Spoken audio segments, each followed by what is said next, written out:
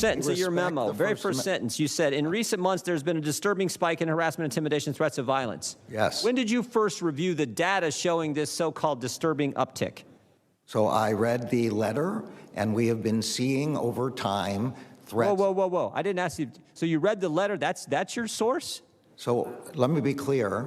This is not a prosecution or an investigation. Is there some study, some effort, some investigation someone did that said there's been a disturbing uptick, or you just take the words of the National School Board Association? When the National School Board Association. Wow, thank God he was there. I'm sorry. Congressman Jim Jordan, Republican of Ohio, ranking member of the House Judiciary Committee. Fabulous job. His book will be available soon. Let's put it up on the screen, please.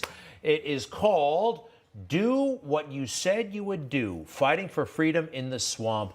Congressman Jordan, welcome, and seriously, thank you. You bet. Good to be with you. Congratulations on all you're doing. We appreciate you fighting the fight as well. Well, you know, nobody fights it like you. And tell me, what was the atmosphere like? I mean, at one point he said, this is not a prosecution. Was he talking about that moment, or was he talking about the investigation? Well, I think he's trying to characterize his memo, but we pointed out just a little bit after that. In his memo goes out 5 days after the National School Board Association sends the letter, and accompanying his memorandum was a press release. In the press release, it talked about the National Security Division of the Justice Department being involved in these task forces he is forming in all 94 U.S. attorneys' districts around the country. And of course, the National Security Division is the division that handles domestic terrorist threats. So the idea that they weren't treating parents as domestic terrorists is just, you know, they were based on the fact, I don't even think he knew about his press release. So this is how kind of clueless he was on this whole thing. We've asked him to rescind the memo, to withdraw the memo. He won't do it, in spite of the fact, the catalyst for it all being the letter that the School Board Association apologized for the very day after that hearing. So let's hope so, because they were going after parents, and I think the American people realized how wrong it was. And do you have a sense that the FBI is like, okay, wait a second, this may have been in the letter from the Attorney General, but we're not actually going to do this? What's your sense? I don't know, because one of the U.S. attorneys in Montana put out a letter kind of complying with what Merrick Garland spelled out in the memorandum. And he talks about these are the 12 things that you might want to look for. And it's all kinds of crimes that he's listing. And you're like, these are moms and dads going to school board meetings saying, we don't want this racist, hate America curriculum taught to our children. So again, the American people, I think, see it for what it is. That's why we had the results we did in Virginia a week ago.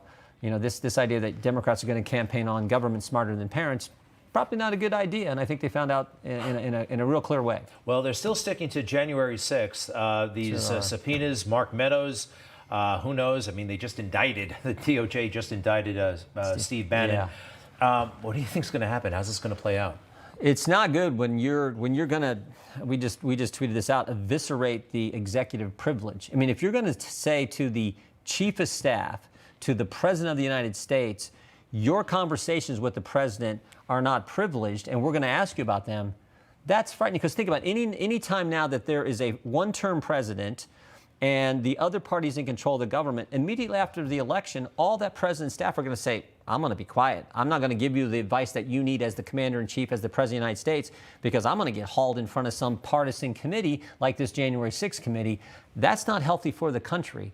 And frankly, I think our enemies will see that. Like, oh, wait a minute. He's going to be leaving in 2.5 months, Election Day in November, January 20th, a new president comes into the next year. In that short time frame, they're not going to be willing to give the advice that you need for our chief executive, for the president. That's troubling. So the Democrats, it's scary where they're going, but they got nothing else to talk about because they've screwed it all up, so they got to focus on this. Your book comes out soon, Do What You Said You Would Do. That's a very un-Washington title. Something tells me not everybody goes down there to do what they said they were going to do, but tell us about the book if you don't mind. Well, we like the title because I always say that we make this job too complicated. What did you tell the voters you were going to do when you put your name on the ballot? If they elect you and give you the privilege to serve them, go do what you said. And that's what we've tried to do, and I think your viewers will like it. We take them behind the scenes. I wrote every word of this book. I was telling you, I did it all longhand on my yellow legal pad. But I start with the House Freedom Caucus. 9 of us formed this group. When we first began, one of the first things we did is decide we needed a new speaker. We did something that hadn't been done in 90-some years. Pushed the Speaker of the House out when John Boehner was Speaker. Talk about the investigations that I've been involved in over the last 10 years. It seems like the committee assignments I have You're always involved. I was in the IRS investigation. I was on the Benghazi Select Committee, of course, involved with impeachment. And then have a lot of stories we talk about with President Trump. And when you think about the title of the book, no one did more of what he said he would do than President Trump. And he accomplished so many things, more than any president, certainly in my lifetime, with everyone against him, with the Democrats, the mainstream press, all the bureaucracy, half the Republicans, it seemed at sometimes, and yet did amazing things. So I think your viewers will like the read. Yeah, available wherever books are sold. I remember your tribute to President Trump at the RNC. It was very, very powerful. Well done, from the heart. He's a good man. Are you optimistic overall right now for the country? Yeah. What the left's doing is frightening. And it's not just all the bad policy. I mean, it's not just the border. It's not just the inflation. It's not just the crime that's up in every major urban area because they're defunding the police. It's not just all that. That's bad enough, and it's bad, and we need to stop that. But what they're doing to the First Amendment is the craziest and scariest thing of all. So, but I'm encouraged. We saw it last week. Moms and dads stepping up. And the other thing we need to remember, courage is contagious. Moms and dads step up, then it's the Chicago Police Union, then it's professional athletes stepping up and defending the First Amendment, defending free speech, defending liberty. So I'm encouraged. I think we're going to take back the House. I think President Trump's going to run again, and I think he's going to win. Awesome. Thank you, Congressman Jordan. You bet. Thanks for coming to New York, and we will be right back.